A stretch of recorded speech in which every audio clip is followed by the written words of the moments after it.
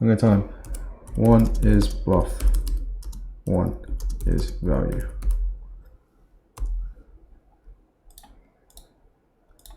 We're jamming on both at the same time.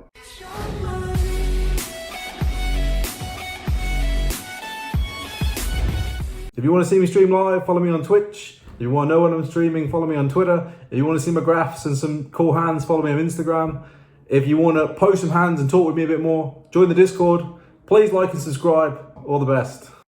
Yo, welcome to stream number 30. First of all, this is a long video. I'm just going to show the first 50 seconds because I think it's too good.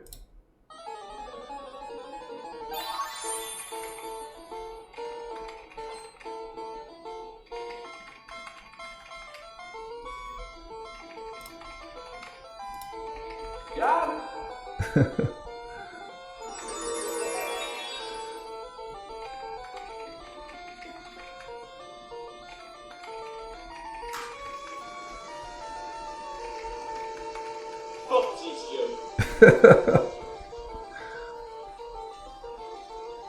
Well, if you want to watch the rest of that video, it's Joshua J Poker on YouTube, so he's got a really good channel, so check that out. Right, round 2. Let's play some 500 Zoom. See how look table number 3. I think we are going to be mainly call for betting this.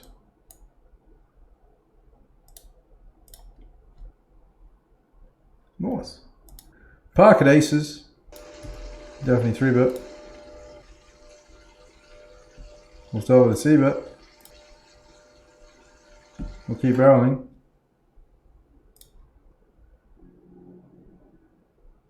And we'll check the side of the river.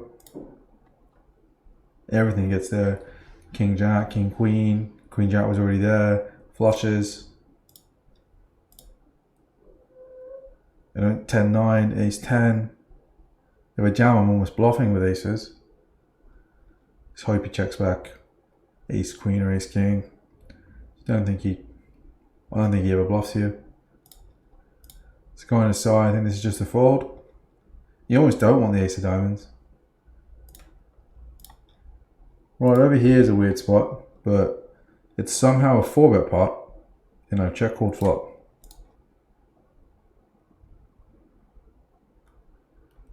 I don't really know what's happening here, but I think we just bluff the river and hope for the best.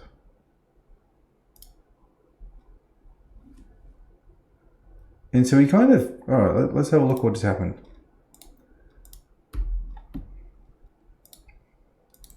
So I squeeze and then he back raises ace jack off. This is not a thing. So open, call, squeeze, fold, back raise for less than double. We peel. Check call under quarter. Check turn, reasonable. We bluff river, trying to target his like jacks really. And he calls it. I mean, he's obviously calling the river's fine, but his pre-flop is a little bit questionable, I'm not gonna lie. So the C over kings. Not loving the turn. Happy to chat with the king of spades, a little bit more protection. Interesting river when he checks back. I think I like, do I like check call or do I like bet? Hand is a little bit strong. It's annoying that we put ourselves in a spot where he might start bluff jamming. Like his main value that traps is going to be like queen 10. I think he's going to bet most of his 10s. It's a little, I mean, it's fine to check call.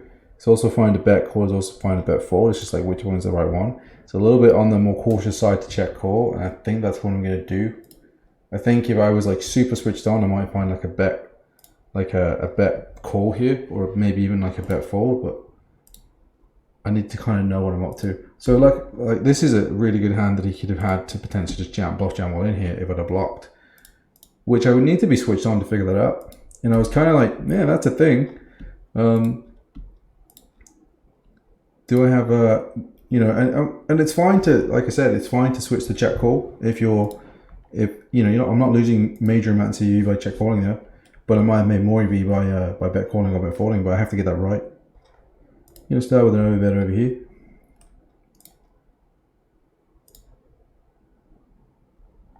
Get an overbet turn.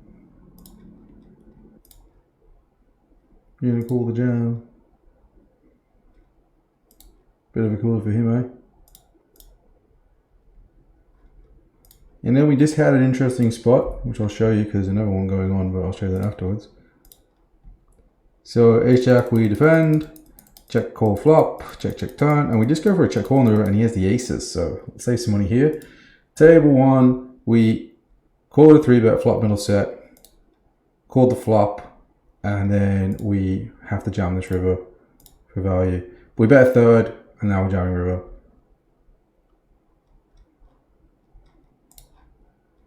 It's fairly standard. And we like that we don't get snapped. Good morning. Thank you for tuning in. Hit the fold, but we are definitely the best hand there. So a little bit of a heater there. We're going to be 3-bet calling this one. Snow with a C-bet. I'm going to try and shut this down versus other ace-x. He shouldn't lead the river that often on the king. I have more kings than him in my C-bet check. If he does lead, he should go big and represent like a polarized range, like 4x.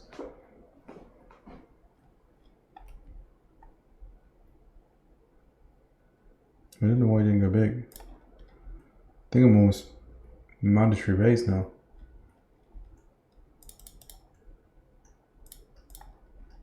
I might have lost my mind a little bit here, but just feels like I'd always raise ace king. And yeah, I guess calling the ace-5 is good. Interesting block. I'm not really sure. Like his hand is. Let's have a look. Let's think about this for a second. Like he's definitely got a good hand to click call with. Do I like it? Do I prefer him to check call, or do I prefer him to bet call? I mean, I don't hate his call once he chooses a small sizing because he blocks ace king, and that's like my main value when I get to this river. I do have king queen as well. I actually like my combo choice as well because he blocks some of his ace-5s that he's going to call with. It's a little bit sticky from him, but like nothing drastic. I just don't know what I think about his lead on the river. I'd have to think about that one a little bit more. Yeah, we'll start with a call here. Probably calling turn. If he goes check check and we get a brick, we'll value bet. Yeah, not folding yet. Tough spot on the river coming.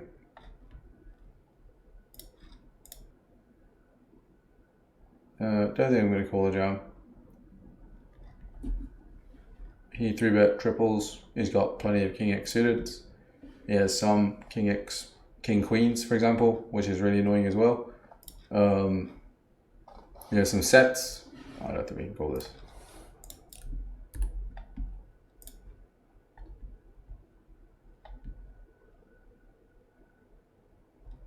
Yeah, we'll start with bet here once he checks. Pretty safe turn, I'm going to keep betting.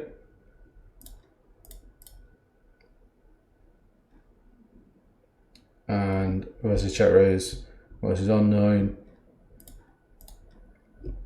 I just don't think this is a bluff, unfortunately. And if it is, he's got a lot of equity, so I'm going to side fold this. Welcome to the Ginge folding show. Queen 8, we went small, and then we overbet river.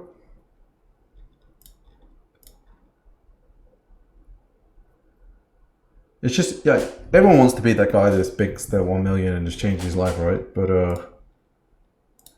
you've just got to see them as like, man, this is not a jam, this is just a call, I think. Well, that could have been a lot worse. Don't think we can ever get away from that. And be happy this isn't jam, because I would have jammed if I was him, if I was going to raise. Everyone wants to be the guy that wins $1 million, but you just got to look at a $200 buy and go, right, my ROI is X. And if your ROI is really good, your ROI is 30%, say, $200 tournament, you're making $60. It's going to take you 10 hours, so you're making $6 an hour. Am I bluffing this? I think I will choose this size. But am I going to, if I bet this, I kind of want to double barrel. This is a close one. Especially when the range is so wide here. I think we can get away with checking a bit more. It's a good river. He's got a few 2 pairs. I think we can just get a little bit of money in here. 3-bet, C-bet, ace queen. What are your total poker earnings out of interest? Well, 2019, I probably made like £1.1 million playing poker, but obviously I didn't keep all of that. Prior to that, probably made like 150k US. The year before online, a bit less before that, like 100-ish. It's hard. It's probably in the region of 1.5 to 1.8 million total, but then how much I end up with is obviously different. Now I'm more of a trying to leave poker, not leave poker, I love poker, but trying to make poker not my sole source of income. And like, do you include like horses in that? Because I made money from staking. Obviously lost money from staking too, but I'm going to be net up from staking, hopefully for the foreseeable future. And thank you for the sub, much appreciated. But I do a video each month, and I will be doing it for February as well on my earnings. And if you want to follow my YouTube, please do. I'm going to be mainly focusing on making YouTube content. I've got some big ideas for YouTube. I'm excited to see how the market, the market's the wrong word, see how people enjoy them. Yeah, so subscribe to YouTube if you haven't. I don't really want to share the ideas though, but I'm super excited about them, but I kind of want to keep them as a surprise. Get a bet here because I can very happily call a raise.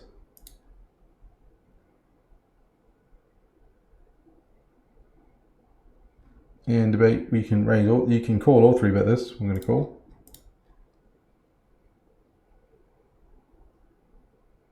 We'll just get there on the 3 of spades. That's just how we're running at the moment.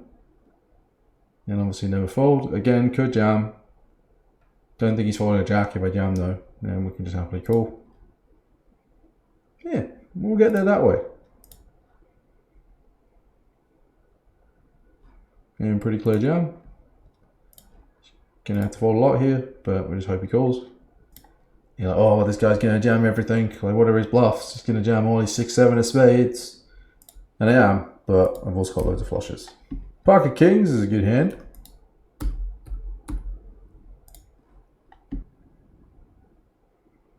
Start with a small c-bet here. I guess we can check the turn with the king of hearts, or we can bet. The 3 is kind of irrelevant. I think we're going to still bet this one. Yeah, we're going to jam this with the king of hearts. I'm also tripling on this board. And I'm going to be jamming that one too. Well, let me talk to him. I've got time, haven't I? I'm going to tell him 1 is bluff, 1 is value.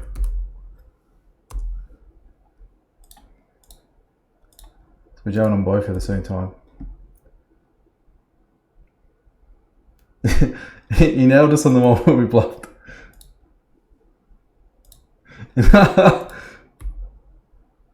Now he's in the tank.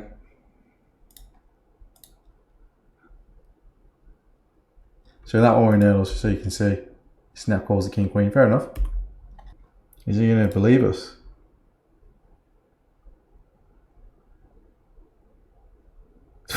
And he's nailed us. He's absolutely got us. He's burnt us there. I told him 1 was value, 1 was bluff, and he's nailed the call. There's a snap call on 1, and then tank fold on the other. So maybe he knew we were telling the truth, and he had a close call, and we burned ourselves money there. Fair play, Ben. Nice hand. Yeah, nothing really happened in this session. Down like $800. Thank you for tuning in, and if you want to see more, follow YouTube. All the best. Catch you in the next one.